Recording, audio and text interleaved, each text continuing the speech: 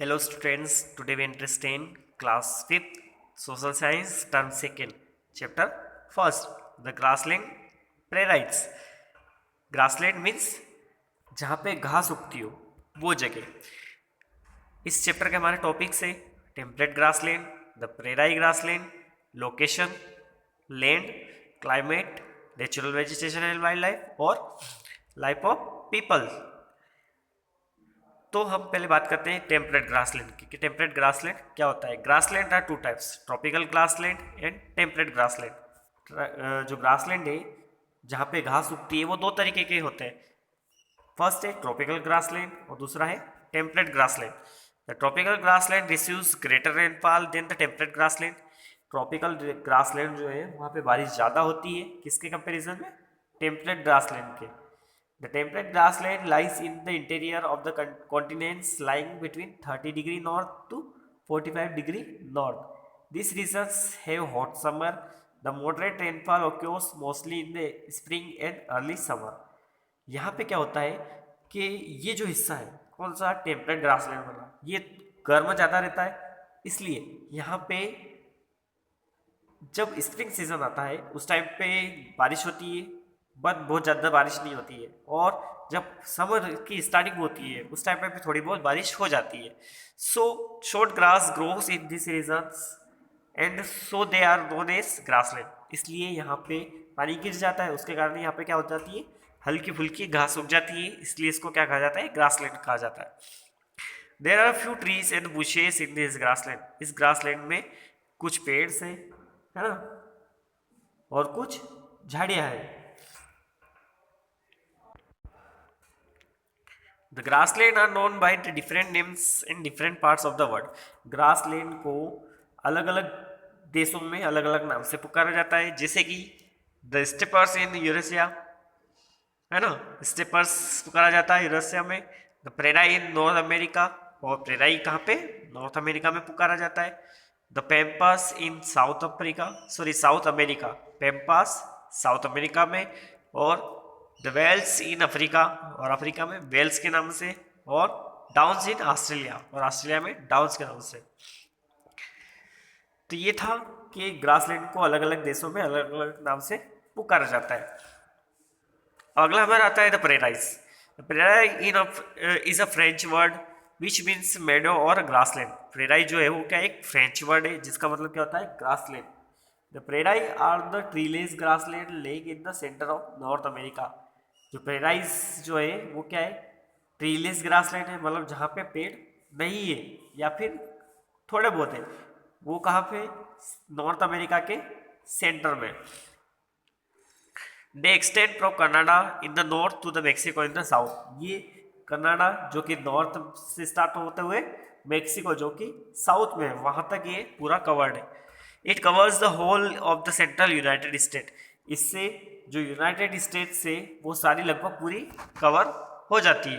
When the peoples talk about the prairie they are usually referring to the golden wheat covered land in the middle of the North America. जब भी कोई person अगर प्रेराई की बात करता है तो वो किसकी बात करेगा, जो मिडिल वाला पोर्शन है नॉर्थ अमेरिका का, उसकी। The prairie grass roots are very good at reaching water more than the metre deep and they can alive for a very long time. जो प्रेराइज की जो ग्रास होती है वो, उसकी जो रूट जो होती है वो बहुत ज़्यादा अच्छी होती है, क्योंकि वो क्या करती है, गहराई तक जाती है और वाटर को एब्जॉर्ब कर लेती है इजीली, इसलिए वो बहुत लंबे समय तक रहती है। Grains are the type of the grass. जो हमारे जो ग्रेन्स होते हैं वो भी एक तरीके की क्या होती है, ग्रास ही होती है। So the prairie grassland is perfect for growing grains like the wheat और राई और ओट्स। इसलिए प्रेराई ग्रासलैंड जो है वो परफेक्ट होता है ग्रेन्स को उगाने के लिए, जैसे कि व्हीट को, राई को या फिर ओट्स को। अगला जो हमारा आता है वो आता है क्लाइमेट। द प्रेराई से वो hot summers and winters are quite cold. जो प्रेराई वाला जो है हिस्सा वो गर्म ज़्यादा रहता है और वहाँ पे थोड़ी बहुत ठंड भी गिरती है। The rains occur mostly in the spring and the summer season. यहाँ पे जो बारिश होती है वो स्प्रिंग सीजन और समर सीजन में ज़्यादा होती है। There may be some snowfall during winter, और विंटर सीजन में यहाँ पे थोड़ी बहुत बर्फ की बारिश भी होती है। The rivers Mississippi and Missouri flows through the prairies, और जो हमारी रिवर है मिसिसिपी और मिजोरी, ये दोनों प्रेराई रीजन से होके ही गुजरती है। अगला हमारा आता है नेचुरल वेजिटेशन। नेचुरल वेजिटेशन क्या होता है? The natural vegetation is a primarily characterized by the growth of the grasses. Natural vegetation की अगर हम बात करें तो वो वहीं से पता चल जाता है उसके कैरेक्टरिस्टिक से कि यहाँ पे क्या होगी, ग्रासेस होगी। As rainfall is low and winter are cold, there are hardly any trees except along the rivers, but in the same place the grasses grows about 6 feet in height. The colors of the grass changes according to the season. In a green in summer and turns brown in autumn. तो यहाँ पे क्या होता है, rainfall यानी कि बारिश कम होती है ना, और ठंडा सीजन, थोड़ा ठंडा मौसम जो है वो ज़्यादा रहता है। इसके कारण क्या होता है कि जो नदी के आसपास थोड़े बहुत बड़े पेड़ भी उग जाते हैं। बट अधिकतर जो रहती है ग्रास, उसकी हाइट कितनी रहती है, लगभग 6 फीट के पास की उसकी हाइट रहती है ग्रास की। और यहाँ पे जो ग्रास जो है उसका कलर भी जो है वो सीज़न के अकॉर्डिंग चेंज होता रहता है, जैसे कि ग्रीन कलर रहता है समर में, या फिर ब्राउन कलर हो जाता है इंटम सीजन में। इस हिसाब से कलर चेंज होता रहता है। अगला हमारा है वाइल्ड लाइफ। अब वाइल्ड लाइफ मतलब जो प्रेराई रीजन है ना, जहाँ पे ग्रास रहती है, वहाँ के जो वाइल्ड लाइफ है, एनिमल्स जो है वो किस तरीके के। Earlier, when a European settlers did not come to the prairies, the herds of the bison roamed freely here, but they were hunted for meat. Herbivores like the antelopes, wild asses, and horses are abundant as they feed on the grass cover. अब क्या हुआ, जब Europeans हमारे यहाँ पे आए तो उस टाइम पे, सॉरी, यूरोपियंस जो थे उन्होंने क्या करा, ये जो ग्रासलैंड या फिर प्रेराई वाला जो रीजन है, ये इस रीजन में वो आते ही नहीं थे। जब वो नहीं आते थे तो उसके कारण क्या हुआ, कुछ हर्बीवोरस एनिमल जैसे कि एंटीलोप्स, वाइल्ड एसेस, हॉर्सेस, ये जो है ये बहुत ज़्यादा क्वांटिटी में वहाँ पे हो गए थे, क्योंकि वहाँ पे इनका शिकार नहीं होता था। इसके कारण इनकी प्रजातियाँ बहुत ज़्यादा बढ़ गई थी। The prairie dog is a well-known animal found in this grassland. जो प्रेराई डॉग जो है वो एक बहुत ही फेमस एनिमल है इस ग्रासलैंड का, जो कि बहुत ज़्यादा पाया जाता है। There are the number of the varieties of birds and the insect, some of which pose a threat to cultivated land. अब इसके बाद में बहुत सारी वेराइटीज़ के यहाँ पे बर्ड्स पाए जाते हैं, इंसेक्ट पाए जाते हैं, जो कि कब आते हैं, जब लैंड का कल्टीवेशन किया जाता है तब।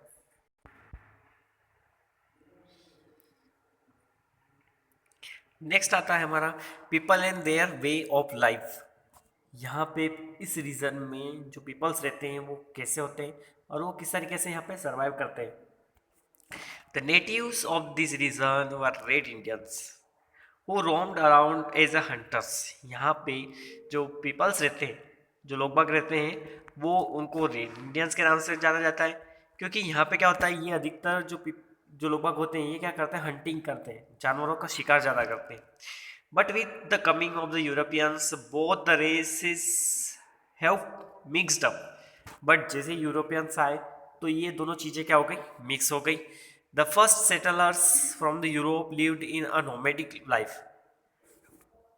जो यूरोप से हमारे यहाँ पे सबसे पहले आए थे वो कैसी लाइफ रहते थे, नोमैडिक, यानी कि एक जगह रहे फिर दूसरी जगह चले गए फिर तीसरी जगह चले गए, मतलब एक जगह स्थिर नहीं रहते थे, वो इधर उधर घूमते रहते थे। Later they clear much of the region for agriculture. उसके बाद में क्या हुआ, उन्होंने क्या करा, ये जो रीजन था, प्रेराई वाला जो रीजन था, इसको क्या कर दिया, खेती करने के लिए साफ कर दिया पूरा।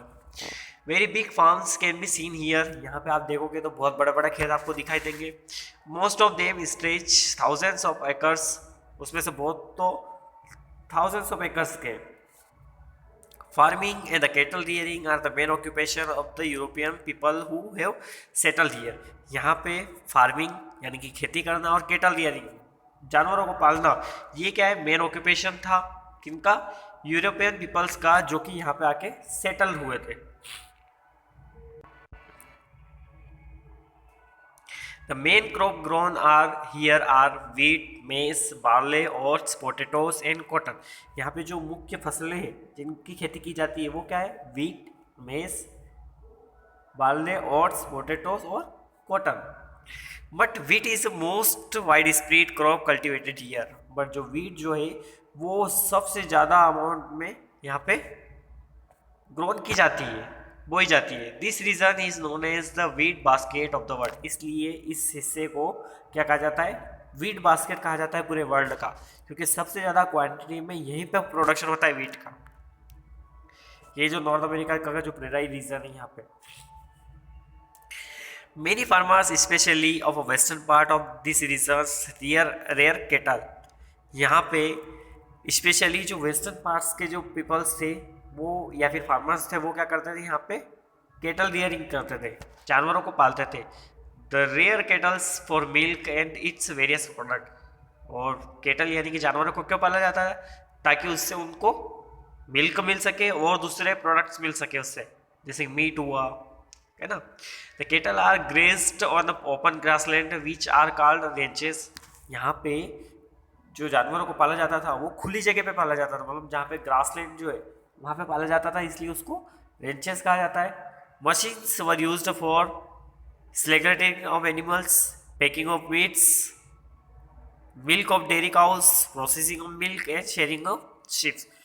मशीनों का यूज़ यहाँ पे किया जाता है ताकि जानवरों को वो मशीनों की हेल्प से काट सके, उनके मीट की पैकिंग कर सके, या फिर जो डेयरी प्रोडक्ट्स है जैसे कि मिल्क हुआ उनकी पैकिंग कर सके, इस तरीके से.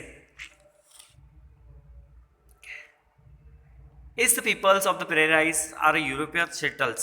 They wear clothes like those of the peoples of the Europe. यहाँ पे जैसे यूरोपियंस जो है वो आके सेटल हुए थे तो वो कैसे कपड़े पहनते थे? जैसे कि जहाँ जो यूरोपियन पहनते हैं, है ना, जो यूरोप में जो पीपल्स पहनते थे उसी तरीके के कपड़े वो यहाँ पे भी आके पहनते थे.